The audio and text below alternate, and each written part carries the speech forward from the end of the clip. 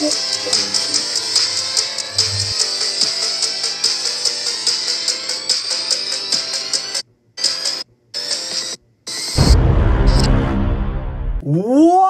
is going on, everybody? It is your boy, your man, Stone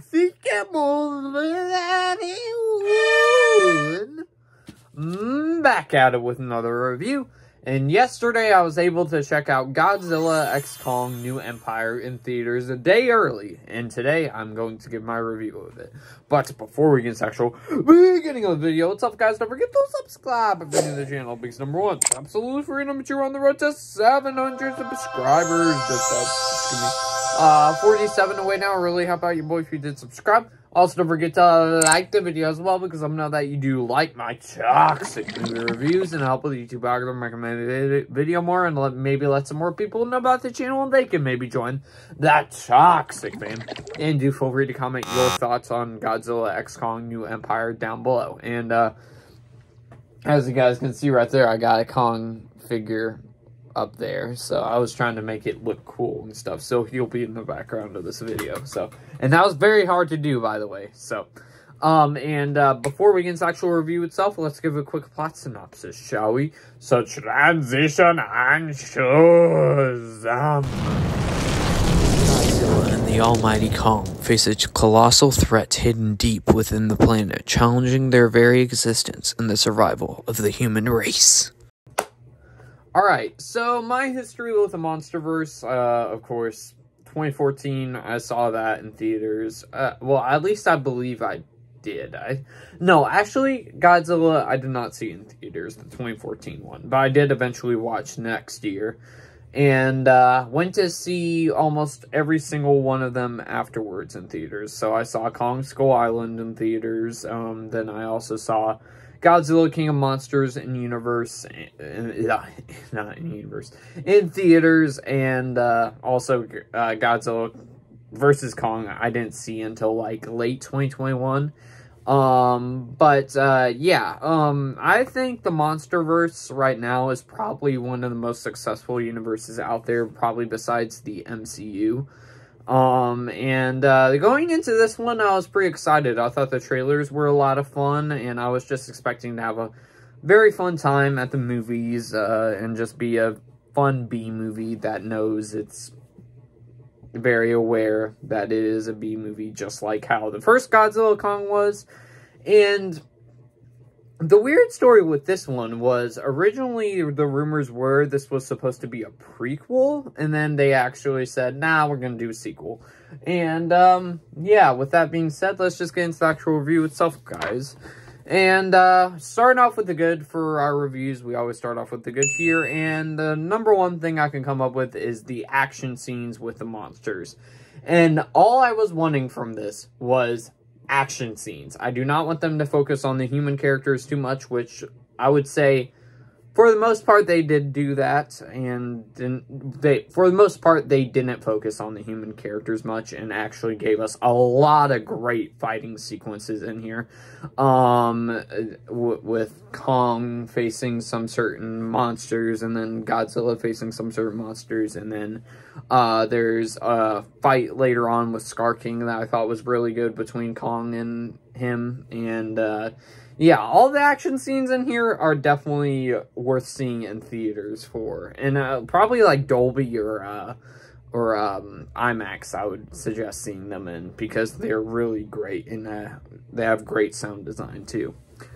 Another one, the further the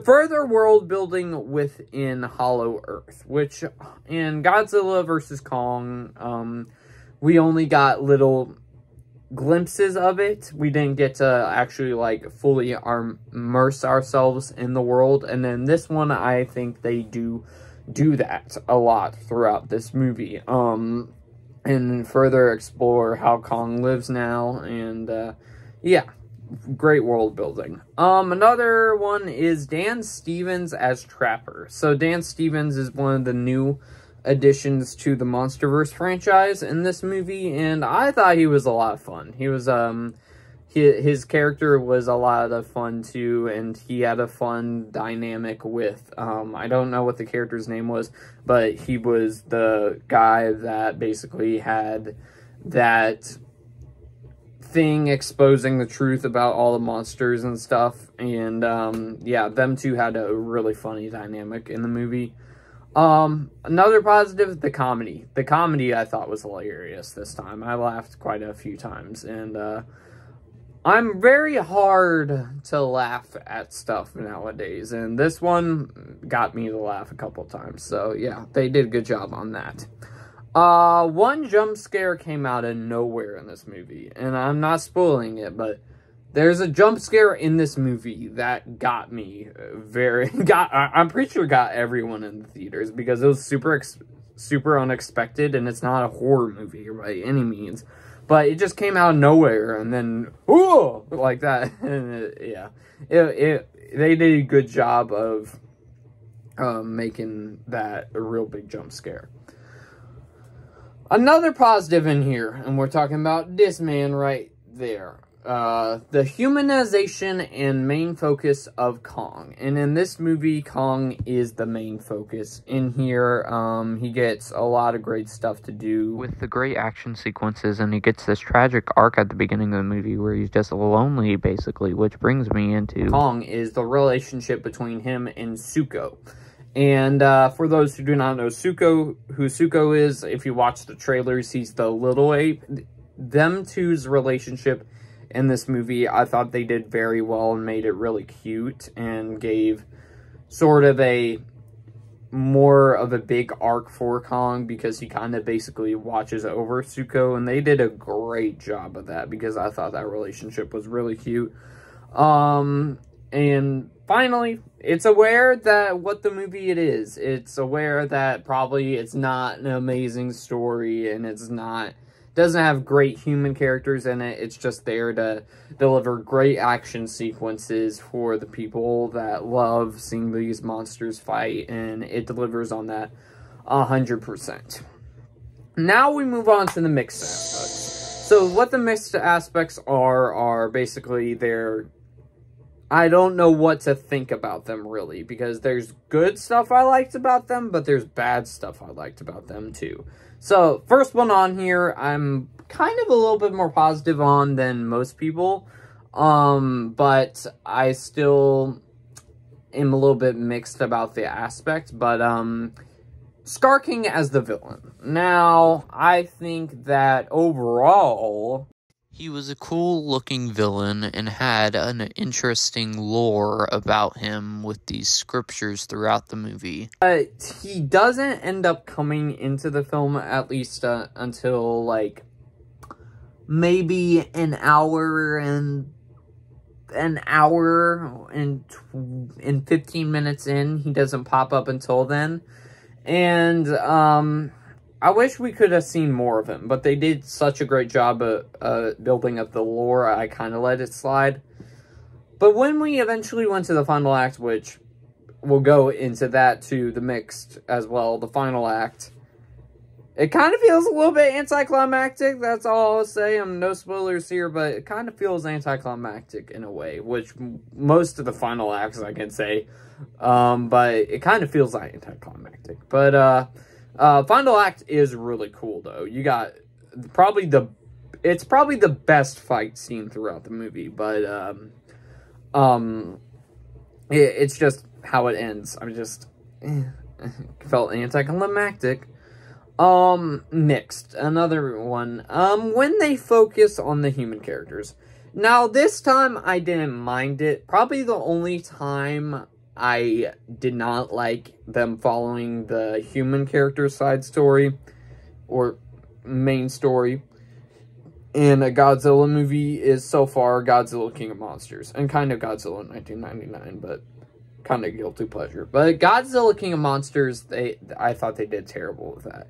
This one I'm mixed on, because this one, I think that the relationship between the characters that we saw from Godzilla and Kong is kind of decreased in this, but it's still good. There's moments in here that are really good, but it's just not as great of a relationship between these characters as it was in the first movie, but they still do decent job with their characters.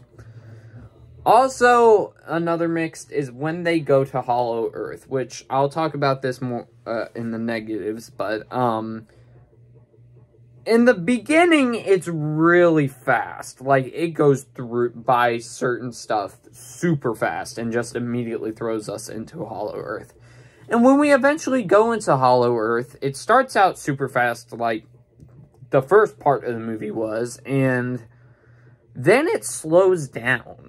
And with the human character part especially. And there were aspects that I thought were kind of interesting, but then there were some parts where I was going, kind of boring a little bit, but then they picked themselves back up by eventually leading to another Kong or Godzilla fight with another Titan. So, yeah, there's that. Now, unfortunately, we move on to the bad.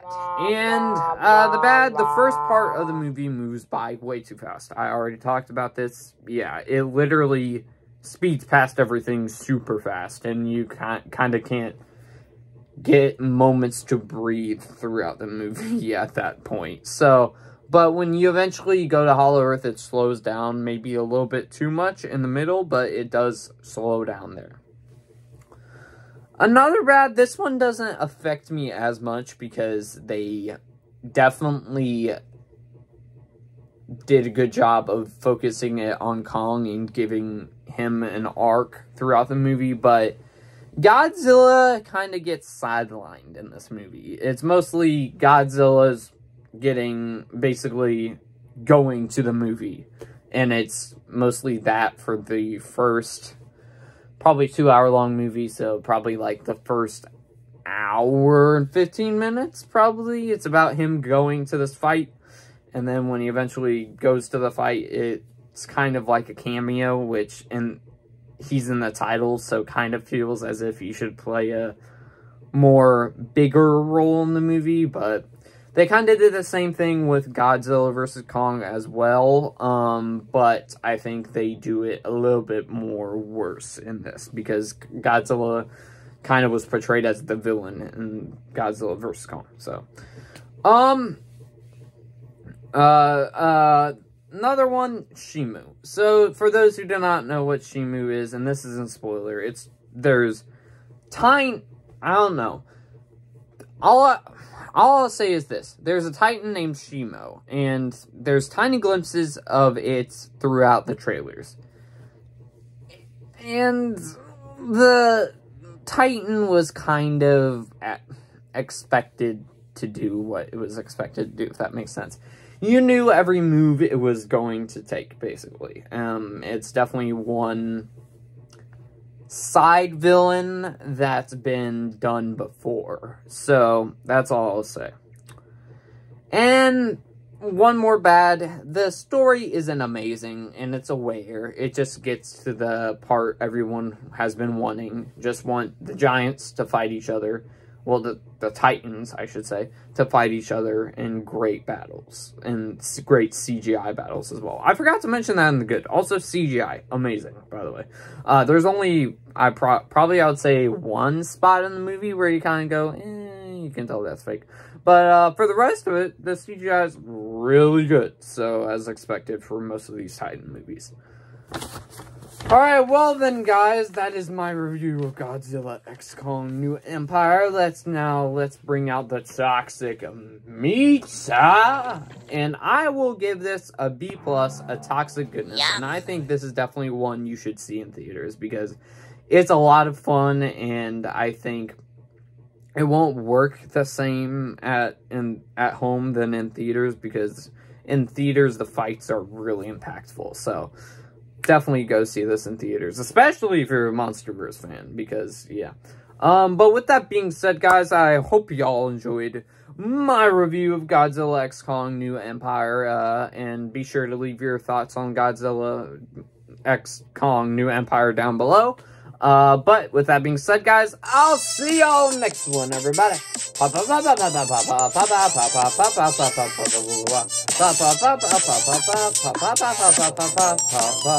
Peace.